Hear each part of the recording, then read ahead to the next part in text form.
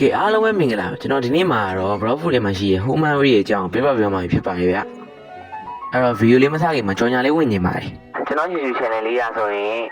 subscriber 100ပြည့်ပြီဆိုတာနဲ့အသေးရလကားပြရမယ့်စီစဉ်လေးရှိပါတယ်အဲ့ဒါကြောင့်အခုပဲ subscribe လုပ်ထားလိုက်တော့နော်ကဲအဲ့တော့ intro လေးပြီးရင် video လေးကိုစလိုက်ရအောင်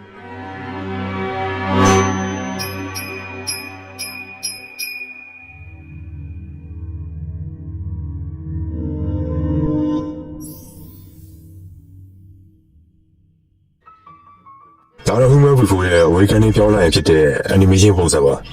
ကြည့်ရတာဆောင်းလန်းပါတယ်ဒီနားမှာဆိုရင်လည်းနေရော aura ထွက်နေအောင်လည်းတွေ့ရတယ်ဗျမျက်လုံးကိုလည်းကြည့်လိုက်မျက်လုံးကိုကြည့်ရတာတကယ်ဆောင်းလန်းကိုလန်းပါတယ်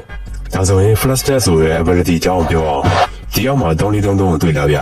အဲ့ဒါ flash test သုံးလို့ရတဲ့အကျဉ်းကြီးပါ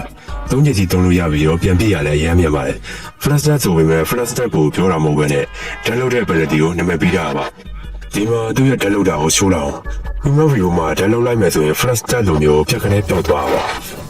ဒါရိုးရိုးတက်တဲ့အကွာဝေးပူရောက်တယ်လို့ရန်သူက skill နဲ့လက်ပြမယ်ဆိုရင်တော့မှခင်ဗျားသူ့နောက်ကိုဝင်းကြီးလိုမျိုးရောက်သွားနိုင်ပါတယ်ကဲအခုအကျဉ်းဆုံးပိုင်းကိုလာပါပြီအဲ့ဒါတော့သူ့ရဲ့အဓိက ability နာမည်ပါအဲ့ဒီနာမည်က Psycho လို့ခေါ်တယ်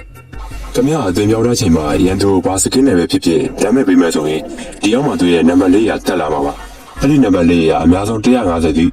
စုလို့ရပါတယ်ဒီနံပါတ်လေးတက်လာတဲ့အများခင်ဗျားရဲ့ damage ကလည်းအစမတန်တိုးလာမှာပါဆိုတော့ခင်ဗျားတို့ကကွန်ဘိုတစ်ခုကိုတရားတုံးမှဆိုရင်အဲ့ဒီကွန်ဘိုတစ်ဝက်တည်းနဲ့ enemy ရသေးဖို့ရာခိုင်နှုန်းတော်တော်လေးကိုများပါတယ်